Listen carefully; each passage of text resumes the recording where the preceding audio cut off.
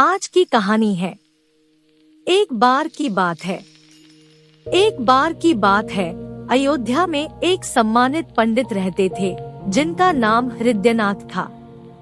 भले ही उनके पास बहुत धन दौलत न था, लेकिन वे थोड़े में ही संतोष रखते थे। हालांकि उनके पास जो कुछ मकान थे, उनसे आने वाले किराए से उनका जीवन गुजर बसर हो जाता था। किराया बढ़ाने के साथ ही उन्होंने एक सवारी खरीद ली थी। जिंदगी का तजुर्बा होने के बाद भी किस प्रकार से जीवन यापन करना है, इसका बहुत कम ज्ञान था उन्हें। जैसे वे थे वैसी ही उनकी पत्नी जागेश्वरी थी। उन्हीं की तरह समाज के रीति रिवाजों से डरकर रहने वाली। दोनों के विचार कभी अलग नहीं हुए। पत्नी के लिए पति की आज्ञा ही सर्वोपरि थी। जागेश्वरी भगवान शिव की उपासना करने वाली थी और हृदयनाथ जी वैष्णव थे, लेकिन दान व्रत आदि में दोनों की समान श्रद्धा थी, यानी धर्मनिष्ठ थे। उनकी एक पुत्री थी कैलाश कुमारी, जिसकी शादी उन्होंने 13 साल में ही कर दी थी। अब उन्हें उससे एक पुत्र की लालसा थी, जिसके नाम वे सब कुछ करके धर्म ध्यान में लग जाना चाहते थे। शायद भाग्य को यह मंजूर न था। कैलाश कुमारी की शादी के बाद ही उसके पति की मौत हो गई और वह विधवा हो गई। पूरे घर में शोक का माहौल था, लेकिन कैलाश कुमारी, जिसे विवाह का मतलब ही नहीं पता था, वह अपने माता पिता को रोता हुआ देखते तो खुद भी रोने लगती थी। उसे नहीं पता था कि वे क्यों रो रहे थे। वह तो सिर्फ अपने माता पिता को रोते देखती तो उनका अपने प्रति प्रेम देखकर रोने लगती। उस बेचारी को तो पति का मतलब भी नहीं मालूम था। वहीं जब भी माता पिता अपनी बेटी का चेहरा देखते तो दुख से और रोने लगते थे। कैलाश कुमारी को लगता कि महिलाएं पति के मृत्यु के बाद इसलिए दुखी होती हैं, क्योंकि पति महिला और बच्चे का पालन पोषण करता है। ऐसे में उसे चिंता करने की क्या जरूरत, क्योंकि उसके पास तो उसके माता पिता है जो उसकी सारी इच्छाएं पूरी कर सकते हैं। कैलाश कुमारी को बस यह दुख था कि उसकी सहेलियां भी उसके साथ खेलने न आती। वह जब माँ से सहेलियों को बुलाने की आज्ञा लेने जाती तो माँ फूट फूट कर रोने लगती। इसलिए उसने माता के पास जाना छोड़ दिया और अकेले बैठकर किस्से कहानियां पढ़ा करती। उसके अकेले रहने से माता पिता को लगा कि बेटी बहुत दुखी है और अकेले रहकर शोक मना रही है। एक दिन पिता हृदयनाथ ने अपनी पत्नी से कहा कि मेरा मन करता है कि यहाँ से कहीं दूर चला जाऊं, अब मुझसे बेटी का दुख देखा नहीं जाता। जागेश्वरी, मैं भी यह सब नहीं देख सकती। भगवान, मुझे अब और नहीं जीना है। हृदयनाथ, अगर हमारी बेटी दुखी रही तो बहुत बुरा होगा, हमें कुछ करना चाहिए। जागेश्वरी ने कहा, मेरी तो कुछ समझ नहीं आ रहा है, आप ही बताइए। हृदयनाथ, हम लोगों को इस प्रकार से मातम मनाना छोड़कर उसका दिल बहलाना चाहिए। तुम उसका मन कुछ न कुछ मनोरंजन करके बहला दिया करो। जागेश्वरी, हाँ मैं ऐसा ही करूँगी। पहले तो मैं उसे देखकर रो पड़ती थी, लेकिन मुझे खुद को संभाल कर उसका शोक दूर करना होगा। हृदयनाथ बोले, अब मैं भी उसके दिल को बहलाने वाले प्रयास करूँगा। हमें उसे हर समय मनोरंजन में लगाए रखना चाहिए। दोनों ने ऐसा विचार बनाया और फिर कैलाशी के लिए मनोरंजन के सामान इकट्ठा करना शुरू कर दिए। इससे हंसते हुए बात करना, घुमाने ले जाना, नदी में नाव की सैर कराना, रोज थिएटर ले जाकर नए नए नाटक दिखाना उनकी दिनचर्या का हिस्सा था। हृदयनाथ भी कभी उसे कश्मीर के दृश्य, कभी स्विट्जरलैंड की झांकी और झरने दिखाते तो कभी ग्रामोफोन पर गाने बजाकर सुनाते। कैलाश कुमारी इन सब के खूब मजे लेती। अब उसकी सहेलियां भी आने लगी थी। इस प्रकार कुछ साल कैसे निकल गए पता ही नहीं चला। कैलाशी को इन सब की आदत हाय गई थी और वह बिना इन सब के एक भी दिन चैन से नहीं रह पाती थी। उसे थिएटरों और फिर सिनेमा, उसके बाद मेस्मरिज्म और हिप्नोटिज्म वाले नाटकों की आदत हो गई थी। साथ ही में ग्रामोफोन पर आने वाले नए रिकॉर्ड भी सुनने लगी और नए संगीत की लत भी लग गई थी। उसे अब बाहरी दुनिया से कोई मतलब नहीं था, वह तो अपने काल्पनिक संसार में डूबी रहती थी। कैलासी अपनी सहेलियों से भी घमंड भरी बातें करती और कहती कि यहाँ के लोगों को जिंदगी जीना नहीं आता है। जीवन तो विदेशों के लोग जीते हैं मनोरंजन के साथ, इसलिए वे इतना खुश रहते हैं। किसी भी कार्यक्रम में माँ और बेटी साथ जाते थे। उनका इस प्रकार से बाहर घूमना और सैर सपाटा लोगों को देखा नहीं गया। लोगों का मानना था कि विधवा औरत को सिर्फ पूजा पाठ, तीर्थ, व्रत करने चाहिए। यह मनोरंजन के साथ उनके लिए नहीं होते हैं। कैलासी के माता पिता को शर्म करना चाहिए कि इस प्रकार से अपनी बेटी को सिर पर चढ़ा कर रखा है। महिलाएं बोलती, बाप तो ठीक है, लेकिन माँ ने बिल्कुल भी नहीं सोचा कि दुनिया वाले क्या कहेंगे। इस प्रकार से लोगों में बातें होने लगी। लेकिन एक दिन सभी स्त्रियों ने जागेश्वरी के यहाँ जाने का फैसला किया। उनके आने पर जागेश्वरी ने बड़े ही आदर सत्कार से उनका स्वागत किया।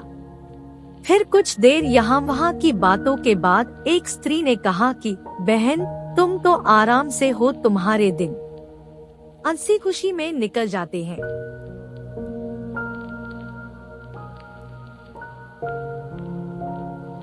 हमारे लिए तो हर दिन पहाड़ जैसा कटता है। तभी दूसरी औरत ने कहा, आखिर तुम्हारे पास इतना समय कैसे मिल जाता है? हमारा दिन तो चूल्हा चक्की करते हुए ही निकल जाता है। जब समय मिलता है तो कभी बच्चे को संभालो तो कभी घर वालों को। हम तो पूरी कठपुतलियों के जैसे नाचते रहते हैं। तभी तीसरी औरत ने व्यंग करते हुए कहा, इसमें सोचने वाली बात क्या है? यह सब करने के लिए जागेश्वरी जैसा कलेजा चाहिए। तुम लोग तो राज सिंहासन पर बैठने के बाद भी रोती रहोगी। इस बात पर एक वृद्ध महिला बोल उठी, ऐसा दिल किस काम का, जो दुनिया कितना भी मजाक उड़ाए फिर भी किसी को कोई फर्क नहीं पड़े। वह दिल किसी पत्थर से कम नहीं। हम गृहिणी हैं और हमारा काम गृहस्थी को संभालना है, मौज मस्ती करना नहीं। महिलाओं के द्वारा इस प्रकार मजाक उड़ाए जाने पर जागेश्वरी ने अपना सिर नीचे कर लिए। महिलाओं का काम हो चुका था। उनका उद्देश्य उसके मन को तड़पाना था। जागेश्वरी को सबक मिल चुका था। महिलाओं के जाने के बाद उसने यह सब अपने पति से कहा। वह मायूस होकर बोलने लगे कि अब क्या करें? जागेश्वरी, आप ही कुछ विचार करो। हृदयनाथ लंबी सांस छोड़ते हुए बोले, पड़ोसियों ने मजाक उड़ाया है और यह एक दिन होना ही था और सही भी है। मुझे खुद पता चल रहा है कि कैलासी के हाव भाव बहुत बदल गए हैं। विधवाओं का यह सब करना ठीक नहीं है। अब यह सब बंद करना होगा। जागेश्वरी टोकते हुए बोली, पर कैलासी को तो इन सब की आदत हो गई है, कैसे रहेगी वह इनके बिना? हृदयनाथ, हमें यह सब रोकना पड़ेगा। धीरे धीरे घर का माहौल बदलने लगा। हृदयनाथ शाम को ग्रामोफोन की जगह धर्म ग्रंथ पढ़कर सुनाने लगे। घर में माँ और बेटी धर्मनिष्ठा का पालन करने लगी, संयम, उपासना करने लगी। गुरु जी ने कैलासी को दीक्षा दी। गुरु से मिलने वाली शिक्षा और सभी महिलाओं ने वहां आकर उत्सव मनाया। अब माँ बेटी गंगा स्नान करने लगी, मंदिर जाती, एकादशी का निर्जला व्रत रखती। गुरुजी कैलासी को रोजाना संध्या के समय धर्मोपदेश देते। कैलासी को कुछ दिनों तक यह सब कष्टप्रद लगा, लेकिन थोड़े ही दिनों में उसे इन सब में रुचि होने लगी गई। उसने मनोरंजन का मार्ग छोड़कर अध्यात्म और त्याग का मार्ग अपना लिया। उसे पति और अपनी स्थिति का मतलब समझ आने लगा। अब उसने प्रायश्चित करने का मन बना लिया था। वह साधु महात्माओं की सेवा करने लगी और यहाँ तक कि 3 साल में ही उसने संन्यास लेने का सोच लिया। जैसे ही माता पिता को इस बात का पता चला, उन्होंने अपना सिर पकड़ लिया। माँ ने कहा कि बेटी, अभी संन्यास लेने की तुम्हारी उम्र नहीं है, ऐसी बातें मत सोचो। कैलासी माँ, इन सब झंझटों को जितने जल्दी छोड़ दिया जाए उतना अच्छा है। हृदयनाथ, क्या घर में रहकर इन सब से मुक्ति नहीं मिल सकती है? तभी माँ ने कहा, इन सब से बदनामी होगी। कैलाश कुमारी जो भगवान के चरणों में अर्पण हो जाते हैं, उन्हें बदनामी की चिंता नहीं होती। जागेश्वरी ने समझाया, बेटी, हमें तुम्हारा ही आसरा है। अगर तुमने संन्यास लिया तो हम किसके सहारे जिएंगे? कैलाश कुमारी, भगवान ही सबका सहारा है माँ। अगले रोज यह बात मोहल्ले वालों को पता चल गई। शुरू में तो उन्होंने आपस में ही खूब मजाक उड़ाया, लेकिन फिर कुछ पुरुष इस गुत्थी को सुलझाने के लिए हृदयनाथ के यहाँ आए। एक सज्जन बोले, क्या तुमने सुना है कि डॉक्टर गौड़ का हुआ प्रस्ताव बहुत अधिक मतों से मान लिया गया है? दूसरे व्यक्ति ने कहा कि ये लोग हिंदू धर्म का नाश करके मानेंगे। तीसरे व्यक्ति ने कहा, नाश तो होगा ही, जब हमारे ही साधु महात्मा मासूम लड़कियों को बहकाने लगे हैं। हृदयनाथ, मेरे साथ भी ऐसा ही हुआ है, आपको तो पता ही है सब कुछ। पहले व्यक्ति आपके ही नहीं, हमारे साथ भी हो रहा है। हृदयनाथ, आप लोग कोई रास्ता निकालिए। पहले व्यक्ति, आपने उसे समझाया नहीं था क्या? हृदयनाथ, बहुत समझाया और अब हार गया, किसी की कुछ नहीं सुनती। तीसरे व्यक्ति, उसे इस मार्ग पर नहीं लाना था। पहले व्यक्ति पर अब पछताने पर क्या होगा? कुछ लोगों की सलाह है कि विधवाओं से अध्यापिका का काम कराना चाहिए। दूसरे व्यक्ति, सलाह अच्छी है, आस पड़ोस की कन्याएं पढ़ने को आ जाएंगी और लड़की का भी मन लग जाएगा। हृदयनाथ, मैं उसे फिर से समझाऊंगा। जैसे ही लोग गए, हृदयनाथ ने कैलाश कुमारी को समझाने का प्रयास किया। पहले तो हृदयनाथ को कैलाश कुमारी को समझाने में कठिनाई हुई, लेकिन धीरे धीरे कैलाशी की सोच बदलने लगी और वह मान गई। हृदयनाथ ने मोहल्ले वालों की बच्चियों को जोड़कर पाठशाला शुरू कर दी। पंडित जी खुद कैलाशी के साथ पाठशाला में पढ़ाने लगे। कुछ ही दिन में पाठशाला चल गई और दूसरे मोहल्लों की बालिकाएं आने लगी। कैलाश कुमारी पूरे दिन लड़कियों के साथ रहती, पढ़ाने के साथ ही उनके साथ खेलती, सिलाई सिखाती रहती। पाठशाला अब एक परिवार बन गया था। किसी भी लड़की के बीमार होने पर कैलाश कुमारी उसके घर जाकर उसकी सेवा करती। एक दिन की बात है, पाठशाला की एक बच्ची को चेचक निकल आया। तब कैलाशी उसके घर उसकी तबीयत के बारे में पूछने गई। लड़की की तबीयत खराब थी। कैलाशी को देखकर ऐसा लगा कि उसके सारे दुख भाग गए। 1 घंटे के बाद कैलाशी जब जाने लगी तो लड़की रोने लगी। लड़की उसे छाड़ने के लिए तैयार नहीं थी। हृदयनाथ जब भी कैलाशी को बुलाने के लिए आदमी भेजते, वह मना कर देती। कैलाशी 3 दिन तक लड़की के पास रही। अगले दिन जब लड़की की तबीयत में सुधार हुआ तो वह घर आ गई। मगर जैसे ही नहाने के लिए तैयार हुई कि तभी एक आदमी दौड़ता हुआ आया और कहने लगा कि लड़की की हालत नाजुक हो रही है और वह आपको ही याद कर रही है। हृदयनाथ ने गुस्से में कहा कि किसी अस्पताल से नर्स बुला लो। कैलाश कुमारी ने कहा, बाबा आप गुस्सा मत हो, उसकी जान बचाने के लिए मैं 3 महीने तक उसकी सेवा कर सकती हूँ। हृदयनाथ, तो फिर पाठशाला कौन संभालेगा? कैलाशी, कुछ दिन आप संभाल लो, जैसे वह अच्छी होगी मैं आ जाऊंगी। हृदयनाथ, बात को समझो, यह बीमारी छूने से फैलती है। कैलाशी अगर मर गई तो आपकी ही विपत्ति टलेगी। इतना बोलकर वह बिना भोजन किए वहाँ से चली गई। हृदयनाथ जागेश्वरी से कहने लगे, मुझे लगता है कि जल्दी ही पाठशाला को बंद करना होगा। जागेश्वरी, आपने सही कहा, आखिर पाठशाला को कौन संभालेगा? हृदयनाथ, मैं भी क्या करूं? जो भी उपाय करता हूं कुछ ही दिनों में हमें ही मुसीबत में डाल देता है।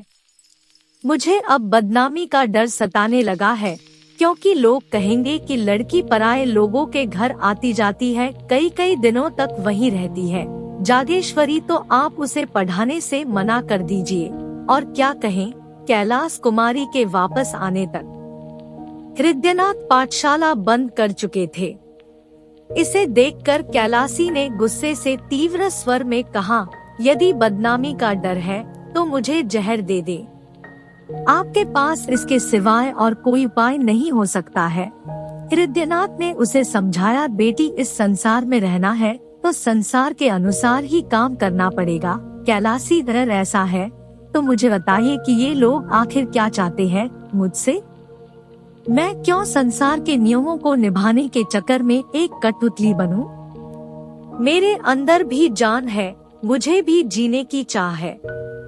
मैं अपने आप को दुखिया नहीं मान सकती और ना ही रोटी का एक टुकड़ा खाकर रह सकती हूँ। बताइए मैं ऐसा क्यों करूँ? ये लोग मुझे जो चाहे समझे, लेकिन मैं अभागिनी नहीं। मुझे पता है कि खुद के आत्मसम्मान की रक्षा कैसे करनी है। मैं कोई जानवर नहीं हूँ जो समाज लाठी लेकर मेरे पीछे पड़ा रहे। इतना बोलकर कैलाश कुमारी वहाँ से चली गई। इसके बाद से वह अपनी लाचारी और स्त्रियों की बेबसी के बारे में सोचने लगी। उसे लगने लगा कि महिला पुरुषों के अधीन क्यों है? क्या एक स्त्री का यही भाग्य है? यह सोचकर अपने नसीब और समाज के द्वारा किए गए अत्याचार पर दुखी और नाराज हो जाती थी। पाठशाला के बंद होने के बाद कैलाश कुमारी को पुरुषों से अंदर ही अंदर जलन होने लगी। महिलाओं की बेबसी पर कैलाशी बार बार झुंझला जाती। एक दिन की बात है, उसने अपने बाल गूंथकर जूड़े में गुलाब का फूल लगा लिया। जैसे ही माँ ने उसे ऐसा देखा तो गुस्से में होठों से जीभ दबा ली। ठीक ऐसे ही एक दिन उसने रेशमी साड़ी पहनी, जिसे देखकर आस पड़ोस की महिलाओं ने खूब आलोचनाएं की। अब वह एकादशी व्रत भी नहीं रखती थी। साथ ही कंघी और आईने को वह छोड़ने लायक नहीं समझती थी। शादियों के दिन शुरू हो गए थे। मोहल्ले की सभी स्त्रियां गैलरी में आकर दूल्हे को देखती थी। जागेश्वरी भी उनमें से एक थी। इसके विपरीत कैलाश कुमारी कभी भी इन बारातों को नहीं देखती थी। उसकी नजरों में बारात का मतलब था कि यह सीधी साधी लड़कियों का शिकार है। बारातियों को वह शिकारी कुत्ते समझती। उसे बस यही लगता था कि यह शादी नहीं बलिदान है एक महिला का। दिन गुजरे, तीज व्रत का दिन भी आ गया। घरों में सफाई के साथ ही स्त्रियां व्रत रखने की तैयारियां करने लगी। वही व्रत की तैयारी जागेश्वरी ने भी की। अपने लिए नई नई साड़ियां मंगाई। हमेशा के जैसे ही कैलाशी के ससुराल से भी कपड़े, मिठाइयां और खिलौने आए। यह विवाहित महिलाओं का व्रत है, लेकिन विधवा भी इसे सही रीति रिवाज से करती है। उनका संबंध पति से शारीरिक नहीं बल्कि आध्यात्मिक होता है। अभी तक तो कैलाश कुमारी यह व्रत रखती थी, लेकिन अब उसने निश्चय कर लिया था कि वह व्रत नहीं रखेगी। माँ ने सुना तो सिर पीट लिया। वह बोली कि बेटी, यह व्रत रखना हमारा धर्म है। कैलाशी, अगर यह धर्म है तो पुरुष महिलाओं के लिए क्यों कोई व्रत नहीं रखते हैं? जागेश्वरी ने कहा, पुरुषों में इसको निभाने की रीत नहीं है। कैलाशी बोली, वो इसलिए कि जितनी महिलाओं को मर्दों की जान प्यारी है, उतनी मर्दों को महिलाओं की प्यारी नहीं। जागेश्वरी, तू ही बोल कि महिलाएं मर्दों की बराबरी करे भी तो कैसे? उसका धर्म है अपने पति की सेवा। कैलाश कुमारी, यह मेरा धर्म नहीं है। मेरा धर्म केवल आत्मरक्षा है और कुछ नहीं। जागेश्वरी बेटी, एक बार फिर सोच ले, गजब हो जाएगा। क्या कहेगी ये दुनिया? कैलाश कुमारी, क्या माँ आप फिर उसी दुनिया को लेकर बैठ गई? मुझे खुद की आत्मा के अलावा किसी का भी डर नहीं है। हृदयनाथ को जागेश्वरी ने यह बातें बताई तो वे चिंता में डूब से गए। उनके मन में हुआ क्या मतलब है इन सब का? क्या उसके अंदर आत्मबोध हुआ है या फिर यह सब नैराश्य है? वैसे भी जब धनहीन व्यक्ति का कष्ट दूर नहीं होता तो लाज को छोड़ ही देता है। इसमें कोई शक नहीं कि नैराश्य यानी निराशा ने ही यह रूप ले लिया है। इससे दिल के सारे कोमल और अच्छे भाव खत्म से होने लगते हैं और अचानक अलग सा बदलाव होने लगता है। इंसान जग हंसाई पर भी गौर नहीं करता। उसके लिए दुनिया के मानो सारे रिश्ते ही टूट से जाते हैं।